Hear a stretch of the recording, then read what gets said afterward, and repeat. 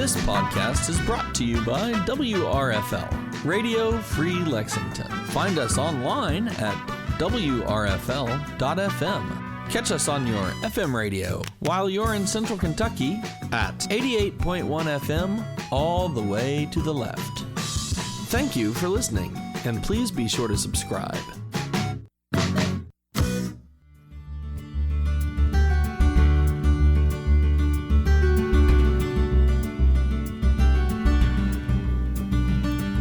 Hi, and welcome to From the Woods, Kentucky. I'm Renee Williams, and I'm here with my co-host, Lhotka. Today in studio, we have Eric Gracey and Bobby Ammerman. Eric is a management forester and works in the Department of Forestry and Natural Resources at the University of Kentucky. Bobby is a forest product specialist also within the department. It's a pleasure to have both of you in the studio today to talk about forest certification. Thank you. It's nice to be here. Glad to be here. All right, so before we get started about forest certification, though, tell us a little bit about how you got interested in forestry. Eric, you can start. Ironically enough, I got interested in forestry on the golf course. I'd always grown up hunting and fishing and loved the outdoors, and I happened to run into a buddy of mine that I went to high school with that was a couple of years younger playing golf, and we ended up playing around together, and he's kind of exchanged information, and he said, I'm majoring in forestry. And I said, you can get jobs in that? And he said, yeah. So the next Monday I rolled in, talked to Dr. Jim Ringe and about placement and employment opportunities, and it kind of sealed the deal. And that's how I came down this path. Bobby, how about you? Well, it all started with me really in high school. When I was a freshman, I took a shop class, and part of that was doing a woodworking project, and I just got bit by the woodworking bug, I guess. From there I went to college and studied industrial technology, but emphasized or specialized in wood products manufacturing. And that led me to the industry for a number of years. This job at UK sort of popped up on the radar. I've always been a blue blood at heart. Never thought I'd ever have the opportunity to work for the University of Kentucky in this capacity. And when it presented itself, I jumped all over it. So I'm not a trained forester by trade, but I've been around some of these guys enough. I think I've learned a little bit about forest management just through osmosis and whatnot. And it's just a great group of guys and folks to learn from. And it's just been a dream. So I can't wait for my feet to hit the floor every morning. I just love working here. So. Good. So tell us what you do here at UK. My job's a little different than Bobby's. I primarily work with landowners and their foresters on getting their land certified and make sure they're successful in that certification process. So I'm almost like a coach at the beginning as we walk through the process, and then I will periodically do internal audits on their properties to make sure that their management work is matching what's in their management plan, and kind of coach them through the process so when we go through a full-blown external audit and that they're successful during that audit process. Okay, how about you? My focus is trying to help support the wood industry in Kentucky, trying to help keep it healthy, maybe even expand it, help improve it. Whatever I can do to facilitate any one of those things is what I'm trying to do. My focus is on the secondary side of the industry. I have a counterpart that his focus is more on the primary, so I focus more on the secondary, although our positions do overlap a bit, and we don't just draw lines between each other. But anyway, so I'm here to support the industry. When we do forest management programs like what Eric's involved with, in order to do that good management, you have to sell some timber or products off of that forest land in order to pay for the management that needs to happen. In order for our local landowners here in the state to have a way to sell those products, we need to have a good market for them. And so, helping the industry be healthy and grow is all part of, our overall scheme of trying to foster good forest management here in the state. Okay. Our main topic for our show today is forest certification. Can you tell our listeners what forest certification is and kind of how it came about? It all kind of started in the 80s, roughly. There were several environmental groups, stakeholders, if you will, that was concerned about the environment and what was going on, particularly with the destruction of the tropical rainforest regions around the world. And so these groups started lobbying some of the larger box stores like Home Depot, I think even Lowe's, Menards, some of those places. They lobbied so hard, picketed so hard that at the point it became apparent to some of these large box stores that They were driving some of their customers away by being there. And it all kind of started with Home Depot. Home Depot said, hey, we're just going to quit buying wood from those regions. So they really started tracking where some of their wood products were coming from that they were buying and selling in their store, and just created a policy. We're just not going to buy wood from that region anymore, products that are made from wood from that region. So at that point, it really dried up the market for any of that material that's being harvested in those areas. As a result, the folks in the area, in those regions, they didn't have income anymore, didn't have a way to live or survive. To offset that, they just basically started clear cutting, the areas. Yeah, they started clear cutting and putting in an agricultural ground. They had to generate income somehow. When you took away that ability, then folks have to survive. So it was almost completely counterproductive. The boycotting actually expedited the land clearing and the destruction of the rainforest. Yeah, so it kind of backfired on the on what those groups were trying to do. They started thinking about ways. Well, how can we allow for a little bit of harvesting to occur so that those folks have a way to live and survive? And they come up with this idea of let's create some sort of scheme that will allow for them to do some harvesting and sell some timber off of those areas, but do it in a way that will still promote sustainability and good management. Because those two things do coincide. And just because you have good forestry, good forest methods or operation methods doesn't mean that no harvesting can occur. So those two things can happen in conjunction with each other. And so that's really where this came about, was through that mechanism of trying to provide a way for those folks living in those areas to continue to sustain themselves. So there's some major certification standards. So there's Forest Stewardship Council is one that probably most folks are familiar with. It is on your McDonald's coffee cup. Which is FSC, Which right? is FSC. There is the Sustainable Forestry Initiative, which is SFI. It originated out of the southeast region of the state. The large pulp and paper mills in that area kind of got that certification system going. And then the oldest is the American Tree Farm System. That's been around since the 50s, I believe. And it was at first started out as a recognition program for private landowners to be recognized for good forest management, and it has morphed itself into a certification system as well. And lastly, there's the program for the endorsement of forest certification, and they do not specifically certify forest lands, but they recognize tree farm and SFI forest lands, certified lands, into their program. And they're same type of system. They're promoting good sound forest management on the ground, and being able to assure the consumer on the other end that product has been generated from a certified forest land.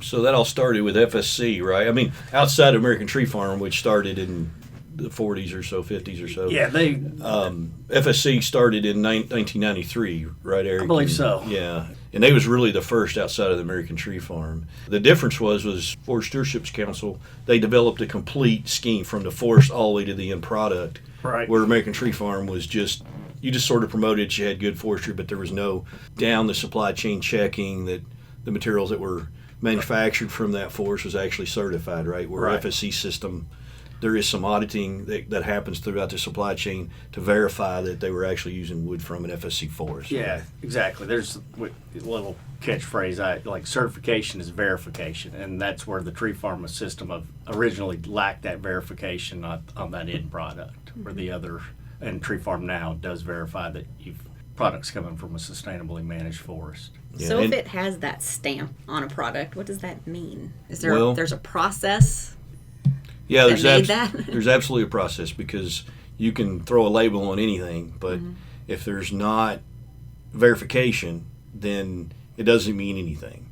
And unfortunately, we see a lot of that in society today, where there's a lot of products that are promoted with a label or with a claim, and there's no verification behind it. So we kind of call that greenwashing. And what that really means is that you're promoting an idea that as a manufacturer or as a seller, that you really can't guarantee anything that you're making the claim about in terms of environmental issues or anything like that. So that's the big difference between these schemes and just making a statement about a product. There's verification at each step of the supply chain to verify that the proper material is being used to make those products, and it's all third-party audited. So that means somebody that has no connection to that supplier has actually went in and looked at how they purchased the material, how they sold the material, how they processed the material, how they kept it separated from other materials that weren't certified by that certification scheme. So when a consumer buys a product, they can be pretty assured if it has an SFI label on it or an FSCS label on it or a PEFC label on it, that the wood that was used to make those products originated in a certified forest. They can be pretty sure about that. And Eric can talk more about what it means to be a certified forest. I mentioned that as my role with the center. That kick off the initial part of that process is assuring that the forest management plan meets the objectives for the region, that we're protecting rare and threatened endangered species if they occur on the property. If there's cultural sites on the property, those are protected. Water quality, all of those things are addressed during their management activities. So I'm the first step of that verification, and then to make sure I'm doing my job, there'll be a third-party auditor that is auditing me to make sure that I'm checking for the standards that are whatever I'm checking for, whatever certification system I'm auditing. So that kind of kicks off the process. The key then is I've got my logs for this part of the world typically coming out of the woods that will have a claim on them that this is certified logs, and then they have to be tracked through the process, through the end product, and that's kind of where Bobby's role comes in. There's a group actually centered in Kentucky, actually housed in our department on forest certification. Can you explain that a little bit? There's 8 managing partners that formulated the Center for Forest Wood Certification. Mm-hmm. There's 3 UK personnel, myself and Dr. Jeff Stringer and Chris Reeves. And Chris has at this point has moved on to greener pastures. Eric is kind of his replacement. And then the other 5 members were consultants, forestry consultants, and industry folks. Mm-hmm. And so that's how the center got started. Now, what happened was there was a meeting in Jasper, Indiana related to certification, forest certification, as well as chain of custody certification. I'll talk a little bit more about what chain of custody means later, but there was a meeting that was based in Jasper that was around this issue or dealt with this issue. And we had several of our industry folks go attend that, from Kentucky, mm-hmm. go attend that meeting. And that was in, I want to think, 2009.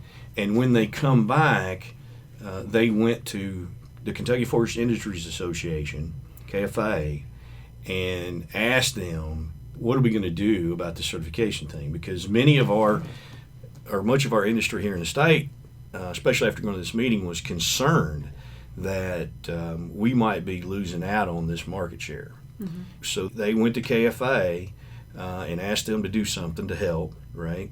And then we have, the UK Department of Forestry, we have a great relationship with KFA and the industry. And so naturally they come to us mm-hmm. and said, hey, we're getting these questions, we're getting these concerns from our industry here in the state. Is there a way you can help us kind of deal with this issue? And so the first thing we decided to do was we'll have a meeting of our own here in the state like they did in Indiana, and we'll bring some speakers in, some folks that can talk about how this thing works a little bit, provide people with just a little overview of certification. And at that time, I didn't know anything about certification, very little.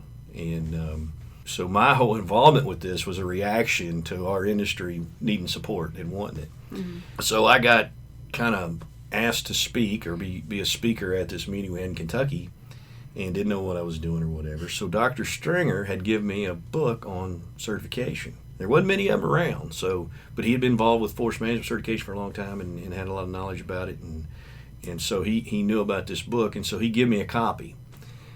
And I was, in preparation for me speaking at this meeting, I was reading out of this book, right, about certification, which I'm going to tell you what, if you need something to put you to sleep at night, I've got the book for you, because it was dry, I'm telling you. So anyway, as I was reading along, one of the things we discovered was that you can create these groups, both on the forest management side as well as the chain of custody side of certification. And what these groups would do is their function was to lower the overall cost for a landowner or an industry to get involved in certification.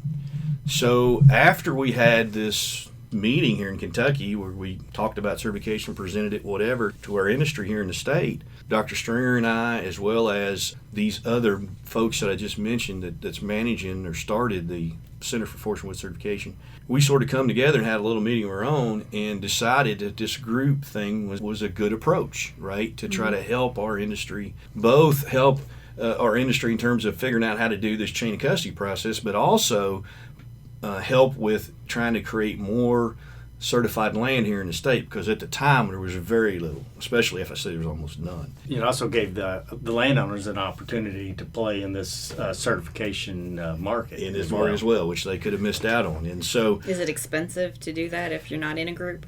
individually, it would be cost prohibitive for almost all of our landowners in the state.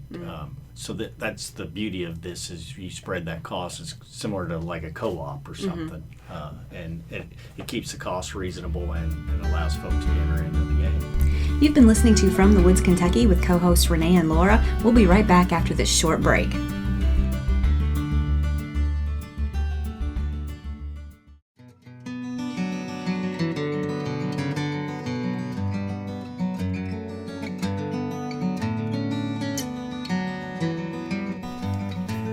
Welcome to Wildlife Sounds from the Forest. This is Dr. Matt Springer. I'm an Assistant Extension Professor of Wildlife Management within the Department of Forestry and Natural Resources here at University of Kentucky. I'm here to teach you a little bit about the animals that live in our forests, especially those here in Kentucky. For those of you who might just be joining us, each week we'll play a wildlife sound from our forest. Here's our sound for this week.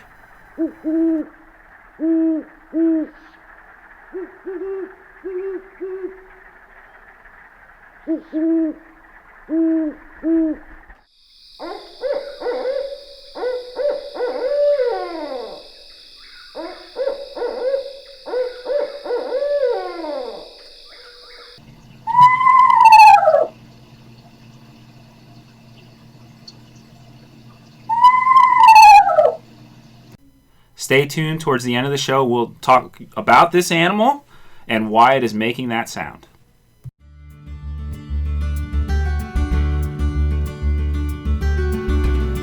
Welcome back to From the Woods, Kentucky. Let's get back to our interview. yeah, and the same thing on the chain of custody side with the industry.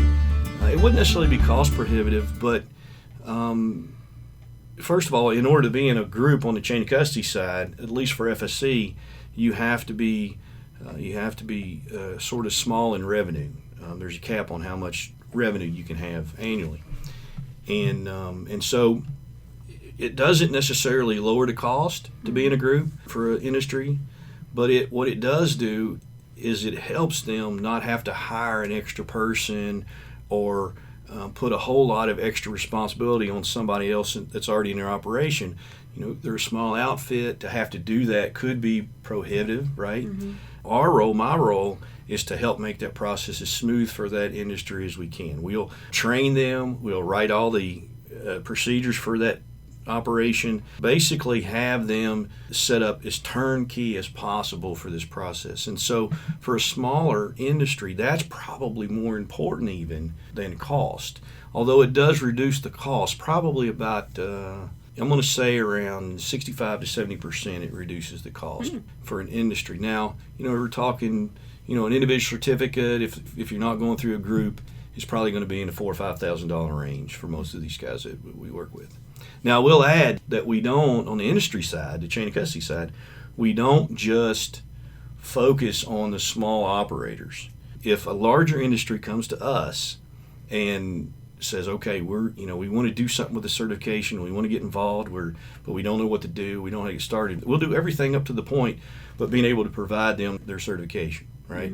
Because they're too big, they have to have their own certificate, so to say. But we'll write the procedures, we'll do the training, we'll get them set up so, again, it's turnkey for them as it is for a smaller industry entering into our Center for Forestry Wood Certification program, if you will. Okay, let's back up a little bit. I'm noticing we're talking about two different things, it sounds like. So let's explain what those two different things are, because you've mentioned COC. So Eric, why don't you start with, with FM, and then I'll follow up and talk about COC. The forest management certification is kind of where it starts. That's, as I mentioned in previously, where I work with the landowners and their forester to get management plans that meet the requirements for the certification that they're pursuing, and we will make sure that the plan matches what's out on the ground. I will do site visits, and at that point in time, some of the typical things that you'll find in a forest certification are things that you would think of, that it's being sustainably harvested, so their harvest rates aren't exceeding their growth rates. The protection of rare and threatened and endangered species, water quality, but some of the other things that most of the certification systems require are protection of the forest workers, use of contracts, protection or consideration of other users' rights, such as indigenous people, or if there's cultural sites on the property. When I was managing some property in a previous job of mine, there was a historical baptism site. So we took that into consideration when, on our management practices, that we did not want to ruin the aesthetics of that site. So it's stuff like that are incorporated into the certification standards that the manager has to take in place when they're looking at actively harvesting timber or doing other resource extraction or what have you on the property. And then at that point in time, when they do the management work, those logs, which are typical for this part of the world, will be considered certified. They will have a claim on that load ticket that goes to the mill. And that's where Bobby's group comes in, and that's where the COC, the chain of custody. So that load of logs, as it's processed from logs to lumber to what have you, will need to say separated from non-certified material to keep the certification claim in order. And that's why we can say if you buy a product with a label on it, whether it be an FSC label or an SFI label or a PEFC label or whatever label it is, there's 30-some of these certification schemes around the world. Now, it happens to be here in the U.S., we're only dealing with 3 or 4. American Tree Farm, Forest Stewardship Council, Sustainable Forestry Initiative, and the Program for the Endorsement of Forest Certification. 2 of those are worldwide schemes. FSC and PEFC are worldwide schemes. In other words, we can manufacture a product here in Kentucky from an FSC forest right here in the state and label that product as FSC and sell that product around the world. FSC will be recognized in every region around the world. So will PEFC, the Program for the Endorsement of Forest Certification. Now, the schemes like SFI, Sustainable Forestry Initiatives, is a regional program. It's based here in Kentucky. It was started by our paper industry and paid for by our paper industry. So typically it's not looked upon with the same criteria that for example, FSC would be, right? Because FSC is it's a scheme that was created mainly by folks that were interested or concerned about the environment. As it got developed, it also included some economic folks, or industry folks, if you will, as well as a social aspect. So it's made up of 3 different chambers, but it sort of was fueled and started more by the environmental and stakeholders, where on the SFI side, that was more, again, created more by the industry. So around the world, it's not viewed the same. Now, what PEFC does that's different than FSC, PEFC recognizes these regional certification schemes. So you can grow an SFI forest here in the state and sell that labeled product around the world, but you have to do it under the PEFC label. Otherwise, SFI is not really recognized, for example, in Europe or China or whatever that is. In it, and I want to go back and just talk a little bit about how we can determine that when that final product has a label on it, that we can feel comfortable that the wood was really from a well managed, harvested, sustainable forest. Well, we know that because at each step in the supply chain, when that log left the landing and went to the sawmill, there was a process put in place to verify by going, for example, to FSC's website and making sure that forests where that log originated are load of logs originated was actually certified. And as it moves through the chain, that same process is done. Same thing with, it goes from the sawmill to whoever's buying it from him with an invoice. That invoice will include a claim. And so that customer has to go online, verify that that mill is actually certified. And then there's an outside person called a third-party auditor that will come in and make sure that those conditions exist, that the mill just didn't claim it was getting it from a certified forest, that there was actually some verification that took place to make sure that those logs were certified. So if you wanted to, you could actually track whatever you have all the way to the tree where it was standing. Is that correct? Not exactly. Really. Okay. Most people think that. Most people Right. think this is a tracing thing, right? But it's not, because when the auditor comes in, he's going to be looking at like an input invoice, for example. And the input invoice is going to say, well, the material came from such and such, okay? But we can't backtrack that back to the forest. We only know it came from this certified location, supplier. So now they'll get audited separately, right? But there's no connection between the two. Okay. And you don't have to label a log, put a tag on a log, and identify that tag all the way through the system. Think about it this way. If you buy a cabinet and you want it to be certified, the materials that made up that cabinet, how many different trees were used to make that cabinet? Can you imagine that? Yeah, it'd be a lot. So it's really not possible to do it like that. But there is a lot of verification, a lot of proof in the process, and as a consumer, you can feel pretty confident if it's got one of these labels on it, which you got to identify the correct label. But if it has one of these labels on it, you can be pretty assured that the forest it came from was well managed and grown sustainably. It's kind of like the underwriter laboratory label that you see on a lot of products, the UL label that most folks are familiar with. That certification label is similar to that UL label, is that you know that lamp or radio or what have you has been gone through a series of testing to meet a certain standard, so when you plug it into the socket and turn it on, it doesn't catch on fire. So it's the same kind of concept. There's been a testing and an auditing process that these products have undergone to give the consumer some assurance that they're purchasing a sustainably managed wood product. So when they go, say, to Home Depot and they have two woods in front of them and one of them has that FSC label, then they'll know those standards are met. And you briefly mentioned some of the standards. Can you just describe what those certification standards look at so they know what they're getting? Yeah, well, it varies a little bit from the certification system from one to the next, but they basically are going to have some assurance that they're not over harvesting that stand. So I do a calculation. It's called Allowable Cut on all the properties that we haven't enrolled.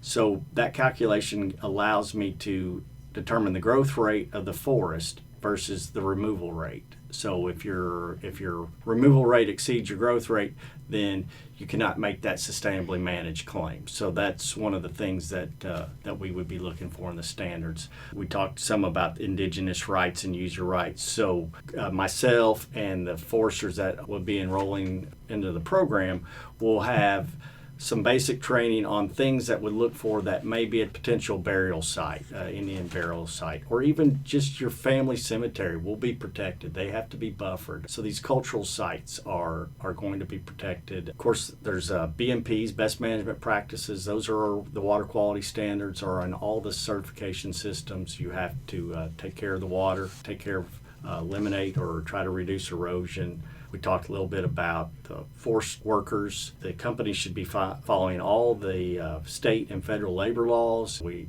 don't want to see children on the sites, what have you. Those are things that are put in the standards that not only protect the resource, but also protect the folks that are working, and that's that social element to some degree that's factored into the systems. So why is certification important here in Kentucky? There's a couple of things to look at. One is our industry's ability to play around in this market, to sell products into this market.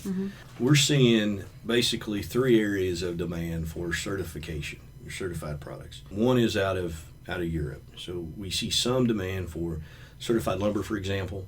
And some of our guys, they may not be able to sell into that market if they don't have certified lumber. right? Mm-hmm. Another area that we're seeing some demand is for LEED certified products, and LEED is a environmental standard that's required for certain buildings if the building owner wants to build under this set of standard. Mm-hmm. Some of the public money that go in, actually a lot of the public money that go into, like for example, maybe building a building here on campus, might require that it be built by this LEED standard. And so in order for you to sell into that LEED certified building, the input material, wood material, has to be FSC certified, or the contractor that's building the building can't claim that point that he would get for the wood component to that building. So we're seeing some demand in that area, but the biggest demand we see really is for paper. And it's not consumer driven. It's more driven by retailers like Office Max, Office Depot, Staples, Procter & Gamble. Procter & Gamble. McDonald's, when they buy paper and wrapping for their products, they want to be able to promote the idea that they're concerned about the environment and doing some good things to ensure that their products they're buying is harvested sustainably. So we see a lot of demand from the paper folks, and basically that's where most of this whole thing has really been driven over the years. The demand for LEED and even demand going into Europe is much, much smaller than the demand that we see from the paper mills. Those folks that's producing writing paper and magazine paper and paper for McDonald's products and that kind of thing. From the forester side, it's important because certification brings about good forest management. The more land that we get in under a certification system, the better it is for the industry that will be growing higher quality logs, which has a huge economic impact to the state. We will be keeping our streams clean. We'll be taking care of our unique communities that we have, environmental communities like glades and karst areas that we have in the state. So that's the other kicker of the deal, is the certification is good forest management, and we all benefit from that. So how much of Kentucky is forested? The last number I saw was either 50 or 51% forested, and I've seen some numbers that we have as many as 400,000 landowners. So we've got a big task to try to get as many of those folks at least thinking about forest management and using the natural resource professionals that are out there available to them. So it's a big undertaking, and there's a lot of folks that are trying to address that issue. You've been listening to From the Woods, Kentucky with co-hosts Renee and Laura. We'll be right back after this short break.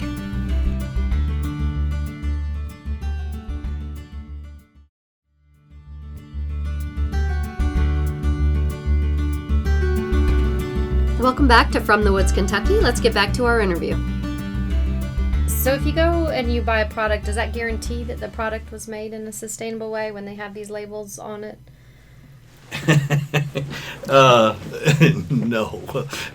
unfortunately. There are a few examples where consumers are sort of tricked, in my opinion, this is my opinion, okay, are tricked a little bit in terms of buying products with these certification labels on them. And I'll give you one example. Bamboo. All right. The majority of bamboo is grown, harvested, and produced overseas, okay, generally out of Asia. Because it's a 10-year renewable, FSC will put their label on products made from bamboo, okay? Mm-hmm. Now, if you're a consumer sitting here in Lexington, Kentucky, right, you want to put down some flooring, for example, and you want to buy the flooring that has been manufactured best in terms of environmental issues, bamboo's not going to fulfill that for you, okay? And the reason is because it's produced overseas. The consumption of energy used to produce bamboo into a product that you can use is huge. So it takes a large amount of energy.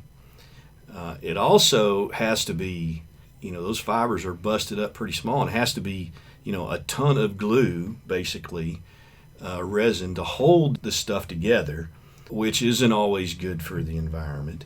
And it's being made in a region of the world where there's really not much oversight in terms of, environmental issues. And then it's put on a boat or a barge or a container and hauled across the ocean, right? And a lot of times these boats, these ships that haul these products back and forth, they're belching out the most carbon intensive stuff out of their stacks.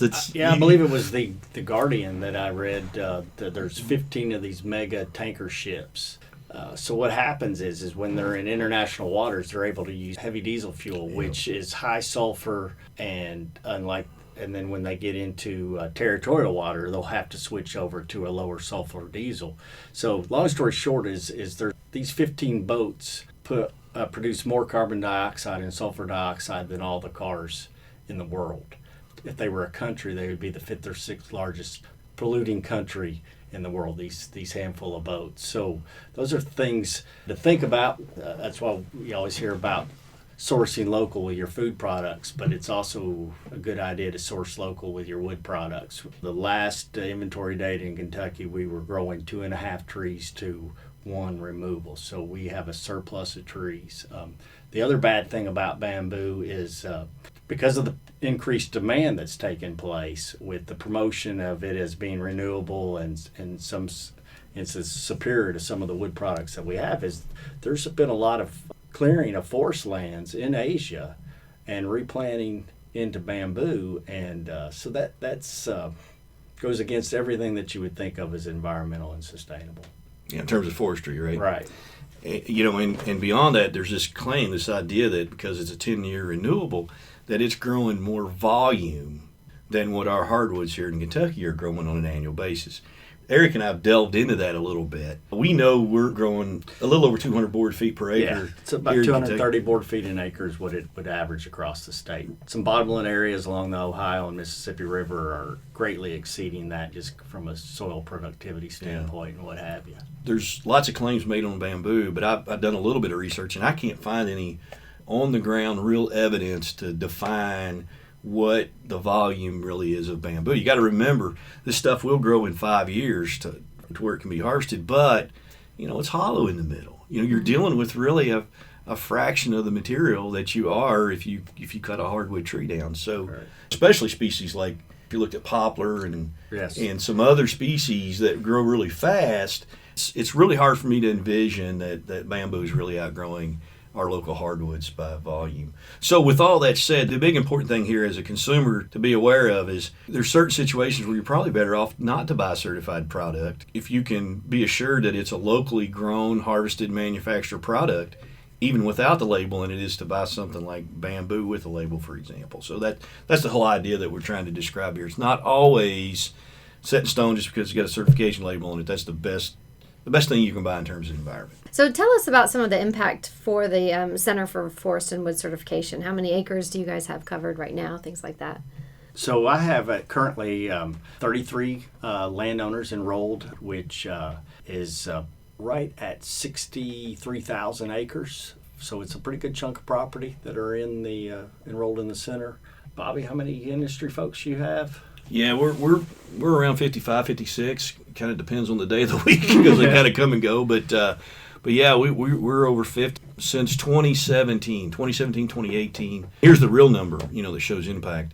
In those 2 years, our little group here of members, they moved $45 million worth of material in those 2 years. That was all FSC. So we really think that we're helping some folks here in Kentucky, not just in Kentucky, but actually in the region. I've got loggers all the way up in Michigan and as far south as Florida, actually, and all the way to the East Coast. And we have manufacturers scattered throughout the region as well. The majority, not a majority, but we probably have more in Kentucky than we do anywhere, but we do cover more than Kentucky. Some of the funding that come in to kind of help us get the certificates in place so we could offer this both on the FM side and the industry side, that money just didn't come from Kentucky, for example. It came from around the region, and so we was kind of asked to be, not to make it just Kentucky based. So we've tried to fulfill that and do that. And in addition, I mentioned earlier, we also will help the larger companies too. Like we've provided support for Georgia Pacific, Evergreen Packaging, Potlatch Corporation, Yeah, there's several others I can't even remember off the top of my head, but we've helped a lot of industries that's larger, BPM here in Kentucky, for example. So we've done a lot to help the bigger guys too. It's not just the ones that are in our group. If someone's listening here today and they're interested, whether they're a landowner or an industry, where do they go for information, or what's their next step? Would they contact you if they're interested in forest certification? Correct. So a landowner that would be interested would contact me. It's 859-257-0174, and we also can go to our website. It's forestcertification.org. Those would be a good step. Was there a minimum number of acres for yours? Typically it's 10, but it's a kind of an economy of scales. There's probably better programs for the smaller. Most of the landowners are in that 85 to 300 acre range that we have in the program. Yeah, so on the chain of custody side, if you're an industry or even a small shop or whoever you are, and you're interested in certification, trust me, you want to reach out to me first. I can save you a lot of aggravation, a lot of time, and probably some money along the way as well. So yeah, and it doesn't matter if you're in Kentucky or wherever. If you've got a question related to certification, get in contact with us.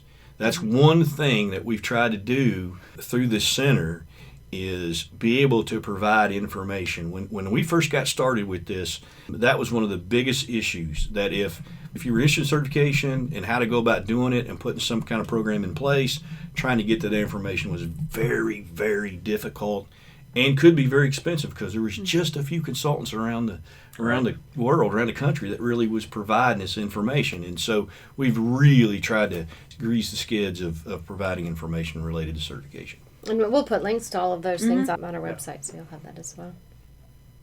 We appreciate you coming in today. And just before we leave, is there kind of one takeaway item you would like to leave our listeners with?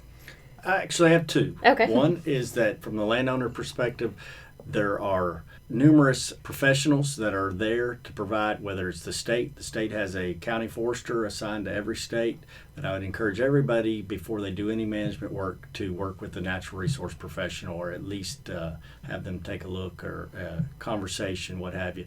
And the other is that here, particularly in the Golden Triangle, I think people don't realize how big the forest industry is in Kentucky. The last numbers were over 60,000 people were employed in the wood industry, and it was pushing $14 billion of economic impact in the state. And by comparison, we have some flagship industries such as our bourbon industry, which is world famous, and it is having around an $8.5 billion impact. So I just wanted to kind of hit that home, that our woods are providing tremendous amount of economic impact to the state, as well as environmental, recreation, and water quality, and all the good things that go with forest and forestry. And that's kind of leave that as a take-home message. Yeah, and I'll just add a couple things to that, Eric. The bourbon industry, wood still plays a component in that, right? Right, exactly. I mean, can't get the bourbon without the wood and the forest. So, even in that industry, as large as it is, we're having an impact. So the industry, when you include all the employment and the induced numbers that's created from the industry, it's pushing 60,000. But the industry actually employs 24,000 just directly. So that's a big number. Important thing to that is that those 24,000 are spread across the state, which is enormously important, because you can look at an area like Georgetown that's got the Toyota plant there. If there's any change in, the plant has to cut back, or any change in employment there, the employment level, then that's immediate attention. It gets put on the local news, the papers, whatever.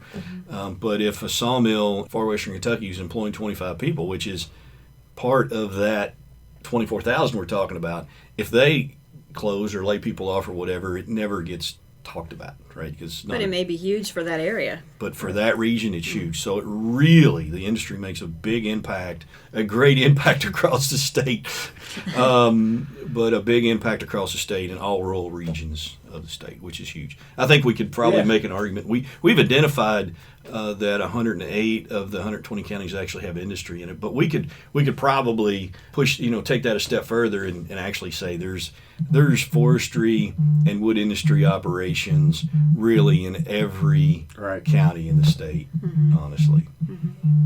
Right. And and I'll add some of the metropolitan areas like Louisville and Lexington don't think about it, but there's a lot of wood industry in these cities that nobody really thinks about. That's here. Right.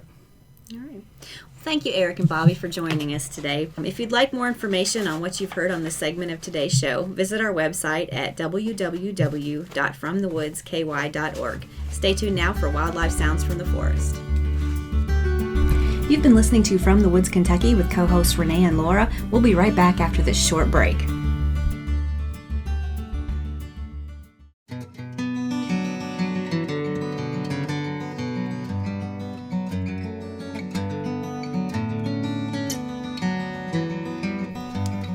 Welcome back to Wildlife Sounds from the Forest. I'm Dr. Matt Springer, Assistant Extension Wildlife Professor in the Department of Forestry and Natural Resources.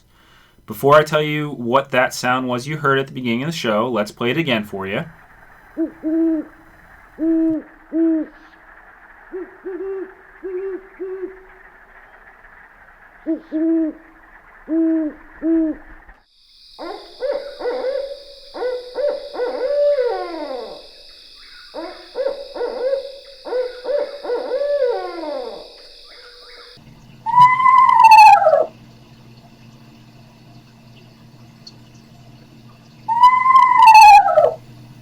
I think most people know what that sound is. Yeah, so the bigger question is, what species is it? Now that I don't know. So what did it say? Did it sound like a hoo-hoo or a who cooks for you or kind of a whistly, screechy noise? Is that what determines all of them? Oh, it's one of those, right? Mm-hmm. The good thing is I just named 3 of the types of sounds we have for owls that you may find in Lexington. Oh, okay. So I'll go through the hints and see if you guys can figure it out. So the traditional hoo sound, that's our great horned owl. Okay. All right. The who cooks for you, oh sound, among other things that they make, Right. that's our barred owl. Okay. And that whistly, screechy noise, can you guess which owl that might be? Screech. Yes, exactly. So Wonder how which they got one was that name. it, right? But yeah, so we have, I focused on these 3 because they're ones that you can go basically anywhere in Lexington, and if you have trees around, there might be an owl. Okay. So I've had 2 out of 3 in my backyard in Lexington, and I know the third one somewhere, and it's probably the more common one. I have yet to see a barred owl in my backyard, and that's usually one of the more common ones. So it's October, It is. and owls somehow are associated with Halloween. Yeah, so that's a I don't know how that got, other than just you start seeing owls more in the fall. Maybe They start that's it. becoming more noticeable as the leaves fall off, and they start hunting for mice and rodents in the fields and cornfields and those kind of crop fields that get harvested. So you start seeing them a little bit more. Because really you don't actually start hearing them a lot until January, February when their breeding season kicks in. Oh, okay. So they're one that breeds incredibly early, but why they're associated with Halloween, I do not know. It's a very good question. Right. All right. So what kind of nest do they build? They will choose much older trees that are larger for a couple reasons. They're a bigger bird sometimes, minus the screech owl, which is our tiny owl. The great horned owl and the barred owl are bigger birds. Their nests are bigger and their chicks are bigger, so you need a little more, they're not going to find a little more sapling. room. Yeah. A lot of times they'll choose evergreen trees for the thermal cover, right? Remember, nesting February? It's cold. It's cold. It's yes. cold. It could snow. Yeah. They're looking for a few of those kind of factors that may help them have success when they have their young. How many young do they have? Usually 2, sometimes 3, depending on the species. And they have a lot of cool features about them that people like to think about. We all know that they're a nighttime bird, right? Does that mean they can see in the dark? I would assume. Yeah, they can see in the dark. Now, they have this really cool, their eyes aren't what we would consider eyeballs. They're more like a cone that goes back. Oh. And that allows them to have that almost binocular-esque vision, which is kind of cool. And they have another couple of features that help them have success hunting at night, right? So we hear a lot about things like falcons or red-tailed hawks that go after their prey during the day. And they come in really quick and fast, and they hit their prey at full speed. Owls don't really do that. They're not built for speed. They're built for stealth. So they have really big, broad wings that don't take a lot of flapping to get up in the air because flapping makes noise. Right. Their feathers on their wings are designed basically as dampeners to noise. So as the air hits, help grab and lessen the noise from air going over top of their feathers. And it has the same feature on the back end. So that they're basically flying just almost near silence. Which at night, when you're after a mouse, it really helps. Really helps. One thing that I've always noticed is their neck. How it 270 degrees. I was wondering what that angle was. It's a lot. I knew that. So not completely all around. They can't spin there in circles, but they can almost get there. So it's a big advantage. And are all owls like that? They can all do that? Yeah, they can all turn their heads fairly far. Most of them, they have the ears that are another assistance in terms of hunting at night, where their ears are asymmetrical, so one's higher than the other one, and that allows them to pinpoint sounds so that they can find mice underneath a leaf layer or in the middle of a field. Okay, so you've mentioned mice. What else do they eat? So they will eat birds, mice. The great horned owl will actually kill barred owls. Oh. Yeah, so they are rodent eaters, skunks. Turkeys sometimes. They can, anything that's smaller than them, basically, they may try to eat. So you said the screech owl was small compared to the tiny. other. So what are we talking about as far as height-wise and difference of owls? So the great horned owl is a little over 2 feet, and if it's standing there, it's a pretty big owl. Barred owl is about 3/4 that size, and the screech owl is much smaller. You're looking at maybe a foot in total. The exact numbers are escaping me off the top of my head, but still, that's a huge difference. It's a very large difference, To end, we're running out of time here, but to end on a funny note, what's a group of owls called, do you think? I have no idea. Right. The part that, I had to look this up. I didn't know this off the top of my head. Right. It comes from the Chronicles of Narnia. The name actually comes from the Chronicles of Narnia, from C.S. Lewis. Okay. It's called a parliament. A group of owls together is called a parliament. Yeah. Well, that's interesting. Yeah. I don't, so I guess the wise old owl. Not that I would say government all sitting together is a wise old owl, but it's a rather unique name for a group of animals together. It is. Well, thank you for talking about owls. No problem. Thank you for joining us today. If you'd like more information on what you've heard on this segment of today's show, visit our website at www.fromthewoodsky.org. Hey there! If you're enjoying this podcast from WRFL Lexington, you may enjoy our live radio stream at WRFL.FM and, of course, via radio at 88.1 FM in the Central Kentucky area. We have a wide variety of programs you're sure to enjoy. Just go to WRFL.FM/schedule and see what programs appeal most to you. Thanks again for listening to this podcast from WRFL Lexington.